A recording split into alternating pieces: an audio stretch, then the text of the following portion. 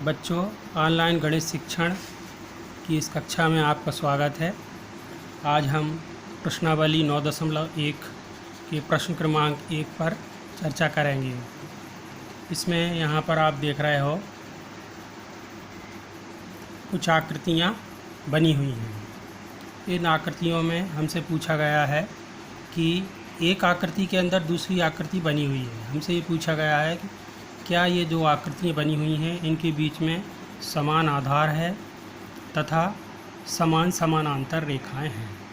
यदि समान आधार है तो हम लिखेंगे हाँ और उसके बाद समानांतर रेखा बताएंगे, और यदि मान लीजिए आधार समान नहीं है तो हम लिख देंगे समान आधार या उभयनिष्ठ आधार नहीं है।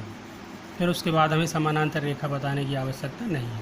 चलिए हम 9.1 प्रश्न क्रमांक 1 का पहली आकृति को लेते हैं। यहाँ पर आप देख रहे हो एक चतुर्भुज बना हुआ है ABCD, और इस चतुर्भुज के अंदर एक त्रिभुज बना हुआ है PDC। चतुर्भुज के अंदर त्रिभुज बना हुआ है और पहला प्रश्न है कि समान आधार या उभयनिष्ठ आधार है या नहीं। तो त्रिभुज और चतुर्भुज दोनों का उभयनिष्ठ आधार इसमें है।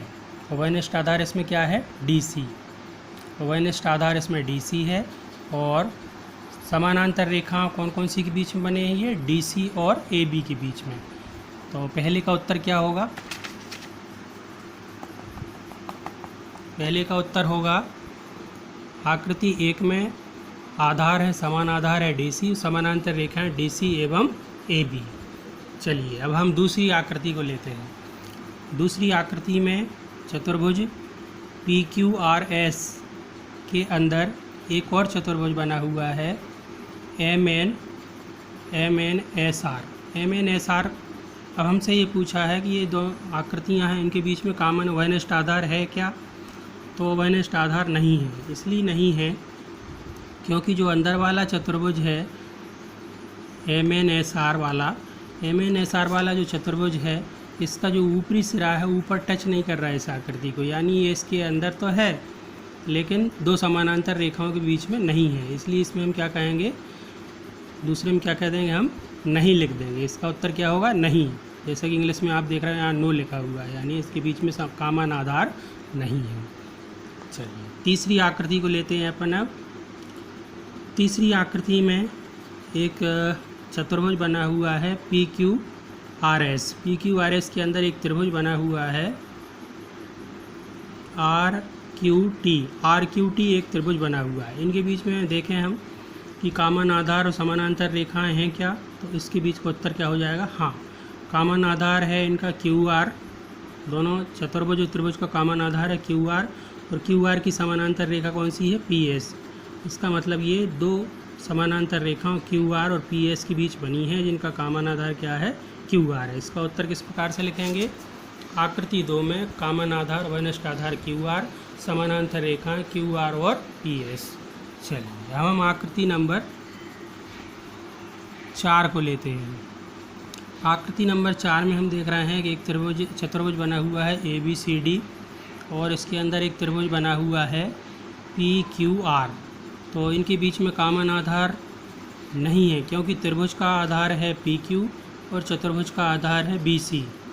ये जो PQ आधार ये बीच में छूट गया, पूरे पे कवर नहीं कर रहा है। इसका मतलब इनके बीच में कॉमन आधार नहीं है। तो इसका उत्तर क्या हो जाएगा? जैसे मैंने इंग्लिश में लिखा है नो, हिंदी में इसका उत्तर क्या हो जाएगा? नहीं। जब कॉमन आधार नहीं है, उभयनिष्ठ आधार नहीं है, तो समानांतर रेखा लिखने का कोई नहीं लिखना, हमें सिर्फ यही लिखना है कि उभयनिष्ठ आधार नहीं है। चलिए आकृति नंबर 5।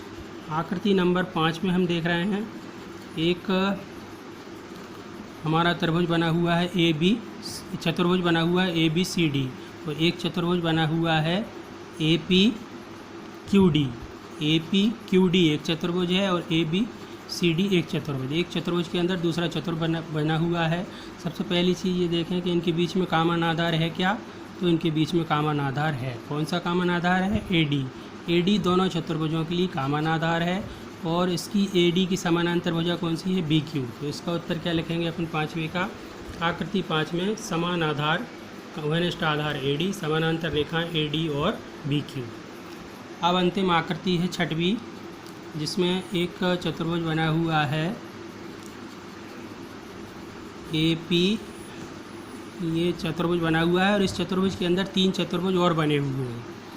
तो जो अंदर वाले जो 3 चतुर्भुज बने हुए हैं 1 2 3, इनके आधार पहले का पी डी है, दूसरे का डी सी है और तीसरे का सी क्यू है।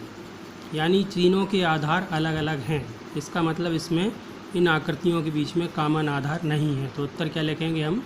समान आधार नहीं है।